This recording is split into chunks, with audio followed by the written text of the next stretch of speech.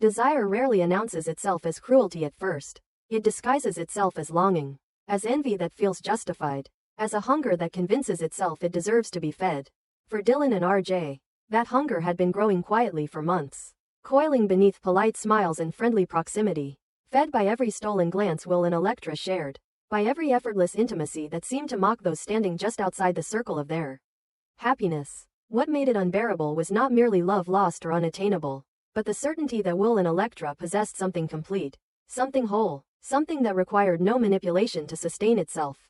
Dylan and RJ did not simply want what they had, they wanted to dismantle it, to prove that devotion could be broken. That trust was never as solid as it pretended to be. In private, when the world was reduced to shadows and confession, they admitted the truth to each other. They did not only want Will and Electra emotionally, they wanted to possess them, to rewrite the narrative so that desire would flow toward them instead. Even if it had to be forced through illusion. Their secret meetings became rituals of reinforcement. Each time they gathered, they convinced one another that Will and Electra were naive, too trusting, almost arrogant in their certainty. Dylan framed it as inevitability, as though love this pure was destined to fracture. RJ spoke of opportunity, of how proximity granted power, how trust could be weaponized if handled delicately enough. What bound them together was not merely shared desire but shared resentment. They believed they had been overlooked, dismissed as secondary figures orbiting a brighter sun. The plan that emerged was not born in a single moment of inspiration, but assembled piece by piece, each cruel detail justified as necessary, each moral hesitation smothered beneath the promise of possession. They would not attack love directly. They would let love destroy itself. The brilliance of the plan, as Dylan described it, lay in its simplicity. No force, no overt violence, no witnesses who could contradict the story once it unfolded. Only suggestion, implication, and the devastating power of what people believe they see. They would manufacture betrayal without requiring it to exist. Will and Electra trusted them. That trust was the door through which everything else would enter. The bar they chose was deliberately unremarkable, a place so quiet it felt forgotten by time, where dim lighting softened edges and muffled judgment. Dylan framed the invitation as casual, almost nostalgic, invoking shared history and harmless indulgence. RJ mirrored the tone, reinforcing the sense that this was nothing more than an intimate escape from routine. Will and Electra arrived without suspicion, relaxed in the presence of people they believed were friends. The atmosphere did exactly what it was designed to do. Laughter flowed easily. Familiarity bred comfort. The night unfolded slowly, deliberately, each moment calibrated to lull awareness rather than provoke it. What Will and Electra did not notice was how carefully their drinks were watched. How Dylan's attention sharpened not on conversation but on timing. How RJ's casual movements masked intent. The act itself was swift, unremarkable to any observer, a practiced sleight of hand concealed within the rituals of social drinking. Dylan slipped the substance into Will's glass while maintaining eye contact, grounding him in conversation. RJ mirrored the action with Electra, his voice steady, his expression untroubled. There was no immediate drama, no visible alarm. That was the point. The betrayal was designed to feel invisible. The descent came gradually. Will felt it first as heaviness, a dull pressure behind his eyes that he attributed to fatigue. Electra experienced a similar disorientation, a creeping fog that softened sound and slowed thought. Neither panicked. Trust does that. It convinces the mind to normalize warning signs, to assume safety even when it is being quietly dismantled. By the time confusion sharpened into alarm, their bodies were already betraying them, consciousness slipping through fingers that could no longer grasp it. The world dimmed not with violence, but with an unsettling gentleness that made resistance feel unnecessary, even impossible. When Will lost awareness, he did so believing he was among friends. When Electra followed, she carried the same assumption into darkness. Dylan handled Will with a precision that revealed how carefully this moment had been rehearsed. He transported him not with urgency, but with calm efficiency, ensuring no one noticed anything amiss. The room he chose was meticulously arranged, neutral enough to feel plausible, intimate enough to suggest implication. He placed Will on the bed with deliberate care, adjusting details not for comfort, but for narrative. Every element was selected to support the lie that would greet him upon waking. Dylan did not touch him beyond necessity. The deception did not require physical violation. It required belief. RJ's actions with Electra mirrored this philosophy. He chose a different location, equally controlled, equally calculated. The environment was staged to imply closeness without evidence, to suggest a crossing of boundaries without proof. When he settled beside her, he positioned himself as a presence rather than an actor. confident that implication alone would do the work for him. He waited, watching her breathing even out, knowing that when she woke, confusion would be his greatest ally. Electra regained consciousness slowly, awareness returning in fragments that did not immediately align. The first thing she registered was unfamiliar stillness, a silence too heavy to belong to her own bed. The second was proximity, the undeniable presence of another body beside her. Panic surged as recognition followed, her mind scrambling to bridge the gap between memory and reality. She searched herself for clarity, for sensation that might explain what she was seeing, but found only disorientation and dread. The absence of memory was more terrifying than any certainty could have been. RJ's presence felt wrong not because of what had happened, but because of what she could not remember not happening. Her thoughts raced, guilt blooming alongside fear, even as she insisted to herself that something was terribly, impossibly wrong. Will's awakening was no less violent in its emotional impact. Consciousness returned abruptly, accompanied by the sharp shock of awareness. Dylan was there, too close, occupying space that felt immediately invasive. Will's confusion twisted into horror as context asserted itself. The room, the bed, the unmistakable implication of shared intimacy. His mind reached for Electra instinctively, searching for reassurance, only to collide with the possibility that she was elsewhere, that she had chosen elsewhere. The idea struck with such force that it eclipsed reason. Betrayal, once imagined, has a way of rewriting memory, of convincing the heart that it should have seen this coming all along.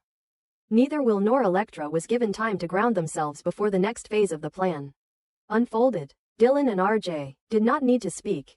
The silence itself did the work. They allowed assumptions to take root, allowed imagination to fill in gaps that truth would have contradicted. By the time Will and Electra confronted each other, the damage was already metastasizing, fed by shock, shame, and the crushing weight of misunderstanding. Their reunion was not explosive. It was worse. It was quiet, brittle, thick with unspoken accusations. Electra searched Will's face for trust and found distance instead. Will looked at her and saw confirmation of his worst fear reflected back at him. Each believed the other had crossed a line they themselves had not. And the absence of memory made defense feel impossible. How do you deny a betrayal you cannot explain? How do you assert innocence when circumstances appear to indict you? The pain that followed was not theatrical. It was raw and destabilizing, eroding certainty at its foundation. Electra questioned herself relentlessly, replaying the night in fragments, wondering if there was something she had missed, some moment of weakness that could explain how she had woken where she did. Will's anguish manifested differently, hardening into a grief that felt indistinguishable from rage. He did not want to believe Electra capable of betrayal, but belief felt like self-deception in the face of what he thought he had seen. The love that had once grounded them now became a source of torment, each memory tainted by doubt. Dylan and RJ watched the fallout from a distance, bound together by a shared sense of triumph that was both intoxicating and corrosive. They had succeeded in fracturing something real, something resilient, using nothing more than suggestion and timing. Yet beneath the surface of their victory, unease flickered. Possession achieved through deception is never secure. It requires constant reinforcement, constant vigilance against truth. Even as they moved closer to Will and Electra respectively, positioning themselves as comfort, as understanding, as refuge, they sensed the fragility of the illusion they had built. For Will and Electra, the relationship they had once inhabited effortlessly now felt like unfamiliar terrain. Every interaction was weighted, every gesture scrutinized. Trust, once instinctive, had become a negotiation neither knew how to conduct. They stood at the edge of collapse, each desperate to be believed, each terrified that belief was no longer possible. The greatest cruelty of the deception lay not in the staged scenes, but in the way it forced them to doubt their own memories, their own integrity. Love had not been destroyed in a single blow. It was being slowly suffocated by uncertainty. What none of them fully understood yet was that lies have momentum, but truth has gravity. The plan Dylan and RJ had executed so meticulously was already destabilizing under its own weight. Inconsistencies lingered, questions refused to stay buried. The very intensity of Will and Electra's pain hinted at a depth of attachment that illusion alone could not erase. Whether love would survive long enough to uncover the truth remained uncertain. But one thing was clear, the damage inflicted that night would not fade quietly. It would demand reckoning, and when it did, the cost would extend far beyond the collapse of a single relationship. Electra sat alone in a space that felt far larger than it truly was. Not because of its size but because of the silence that pressed in on her from all directions. It was the kind of silence that did not soothe, but instead magnified every thought she had been trying desperately to suppress. Her gaze rested somewhere beyond the room, unfocused, heavy with exhaustion that was emotional rather than physical. The past days had blurred into a sequence of misunderstandings, sharp glances, half-finished explanations, and the persistent presence of Dylan, whose arrival had not only complicated her relationship with Will but had fractured the fragile sense of safety she once believed surrounded it. What hurt most was not the arguments themselves, but the feeling that she no longer recognized the emotional ground beneath her feet. The certainty she once had in Will's understanding, in their shared language of trust, had begun to erode, leaving behind a hollow loneliness that felt deeper because it existed even when she was not physically alone. She had not planned to be seen like this. Vulnerability had never come easily to Electra. She was accustomed to standing tall, to meeting conflict with clarity and conviction, to being the kind of presence that commanded respect simply by existing. Yet now, stripped of reassurance and caught in the aftermath of emotional turbulence, she felt smaller, quieter, unsure of how to reclaim herself from the doubts that had crept in uninvited. She wondered whether the distance growing between her and Will was temporary, the result of stress and miscommunication, or whether it was something more permanent, something already reshaping the future she had imagined so confidently. That uncertainty weighed on her more heavily than anger ever could. It was in this moment of inward collapse that RJ noticed her. He had not been looking for her specifically, nor had he intended to intervene in what he immediately recognized as a private unraveling. Yet something in the stillness of her posture, in the way her shoulders curved inward as though she were carrying an invisible burden, drew his attention with unexpected force. He hesitated before approaching, aware that timing mattered in moments like these.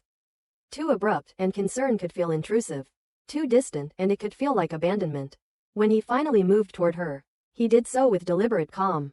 His presence announced not by urgency but by quiet consideration. RJ did not come armed with solutions or judgments. What he offered first was something far more rare and far more powerful: attention. He acknowledged her distress without dissecting it, allowing her the dignity of being seen rather than analyzed. His concern was gentle, unforced, and free of expectation, and that alone softened something inside her. Electra was accustomed to people responding to her strength, to her decisiveness, to the version of herself that seemed impermeable. In this moment, however, RJ responded to her fragility instead, and the effect was disarming. At first, she resisted the urge to speak. Confession felt dangerous when she was not entirely certain what she believed herself. But the longer RJ remained there, unhurried and attentive, the more the silence between them shifted from oppressive to permissive. When Electra finally allowed her thoughts to surface, they did so unevenly, shaped by uncertainty rather than clarity. She spoke not of specific arguments, but of the persistent feeling that something fundamental had shifted in her relationship with Will. That she was no longer certain of her place within it. She admitted to feeling unmoored, as though the emotional map she had relied upon no longer matched the terrain she was navigating. The loneliness she described was not simply about being misunderstood, but about feeling as though her inner world was becoming inaccessible even to the person she loved most. RJ listened without interruption, his attention unwavering. He did not rush to reassure her or minimize her pain, nor did he attempt to redirect the conversation toward himself. Instead, he reflected her feelings back to her with a clarity that suggested genuine understanding. He acknowledged the courage it took to remain open when trust felt threatened. And he recognized the quiet grief that came with realizing that love, no matter how sincere, did not always guarantee emotional safety. In doing so, he validated her experience without framing her as broken or at fault. As Electra continued, her words grew steadier, her vulnerability less guarded. She confessed to feeling invisible within her own relationship at times, as though the parts of her that once felt celebrated had faded into expectation. She questioned whether she had changed, or whether she had simply outgrown the version of herself that Will still believed he knew. Beneath her uncertainty lay a deeper fear, that she was asking for too much simply by wanting to feel seen, valued, and emotionally secure. RJ's response did not come as a rebuttal, but as a quiet recentering of her worth. He spoke of her not as someone in crisis, but as someone inherently luminous, someone whose presence commanded attention even when she doubted herself.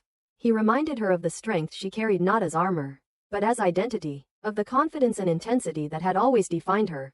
What made his words resonate was not their content alone, but the way they were delivered, without agenda or urgency, as though he were simply stating truths that had always existed regardless of circumstance. In recalling the Electra he had observed over time, RJ did not idealize her or reduce her to surface traits. He spoke instead of her complexity, her fierce intelligence, her emotional depth, and the way she seemed to bring clarity into spaces that might otherwise feel chaotic. He framed her not as someone seeking validation, but as someone deserving of recognition, regardless of who was present to offer it. That distinction mattered more than she realized in the moment. Something subtle shifted between them as the conversation deepened. It was not a dramatic transformation, but a recalibration, a quiet alignment that felt both unexpected and inevitable. RJ allowed himself to acknowledge the connection he had felt toward Electra for longer than he had ever admitted, doing so not as a confession meant to claim her, but as an explanation of why her pain resonated so deeply with him. He described his awareness of her as something that had grown gradually, shaped by observation rather than pursuit, admiration rather than entitlement. In doing so, he created a space where intimacy felt safe rather than coercive. Electra felt the impact of his words not as pressure but as relief. There was comfort in being understood without having to justify herself, in being appreciated without having to perform. For the first time in days, her breathing steadied and the tightness in her chest eased. She did not suddenly forget her love for Will, nor did her doubts vanish entirely, but the isolation that had amplified those doubts began to loosen its grip.